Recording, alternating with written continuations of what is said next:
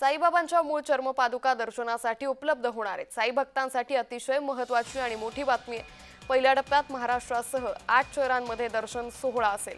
10 ते 25 एप्रिल दरम्यान हा सोहळा होणार असल्याची माहिती आहे। साई भक्तांसाठी एक महत्त्वाची बातमी आहे। शिर्डीच्या साईबाबा संस्थानच्या वतीने साईबाबांच्या मूळ चर्मपादुका देशभरातील विविध शहरांमध्ये दर्शनासाठी उपलब्ध करून दिल्या जाणार आहेत। पहिल्या टप्प्यात महाराष्ट्रासह दक्षिण भारतातील 8 शहरांमध्ये 10 ते 25 एप्रिल दरम्यान हा दर्शन सोहळा संपन्न होईल।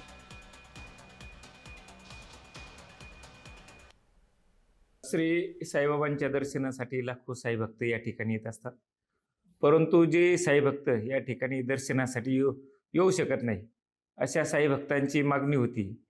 त्या मागणीच्या अनुषंगाने त्याचप्रमाणे बाबांच्या कार्याचा प्रचार आणि प्रसार व्हावा म्हणून हा पादुका दर्शन सोहळा जो आहे तो आयोजित करण्यात आलेला आहे।